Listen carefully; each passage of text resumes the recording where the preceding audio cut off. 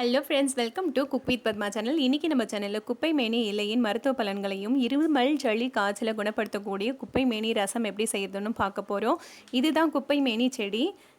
இதை நம்ம வளர்க்க வேண்டிய அவசியமே இல்லை, தொட்டியில் தானாகவே வளரும். இது குப்பையில் வளர்கிறதுனாலையும் குப்பைமேனின்னு சொல்லுவாங்க. மேனியில் இருக்கிற குப்பைகள்லாம் அகற்றி உடல் ஆரோக்கியத்தை தரதுனாலையும் இது குப்பைமேனின்னு சொல்லுவாங்க.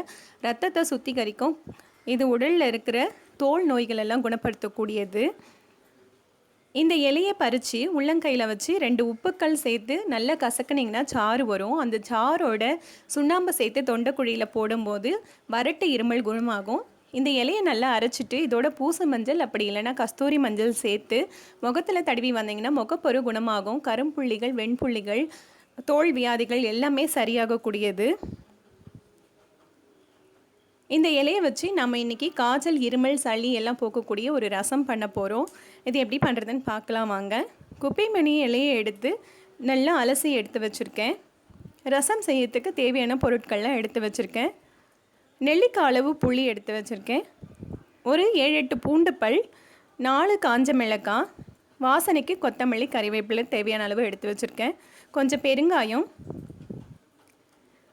மிளகு, சீரகம், தாளிக்கிறதுக்கு தேவையான ஐட்டம் எல்லாமே எடுத்து வச்சுருக்கேன்.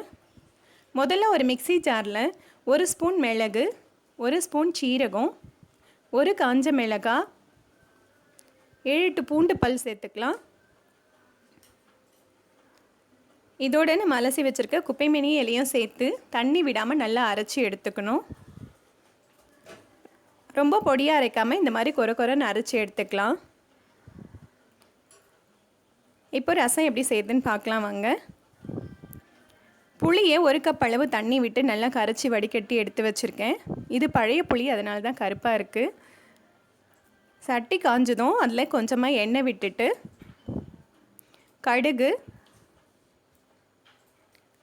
கடுகு கொஞ்சம், வெந்தயம், 3 காஞ்ச மிளகாய் எடுத்து கிள்ளி வச்சுருக்கேன், அதையும் சேர்த்து நல்லா பொரிய விட்டுடலாம். இதோட கொஞ்சம் கறிவேப்பிலை சேர்த்துக்கணும்.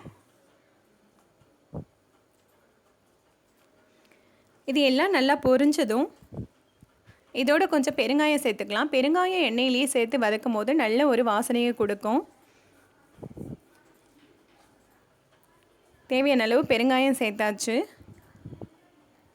இப்போ நம்ம அரைச்சி வச்சுருக்க மிளகு சீரக பொடியை இதோடு சேர்த்து அடுப்பை ஸ்லோ ஃப்ளேமில் வச்சுட்டு கருகாமல் நல்லா வறுத்து எடுத்துக்கணும். கொஞ்சமாக வாசனை வர அளவுக்கு வறுத்தா போதும், ரொம்ப நேரம் வறுத்து இருக்கக்கூடாது. இப்போ இதோட மஞ்சள் தூள் கொஞ்சம் சேர்த்துக்கலாம்.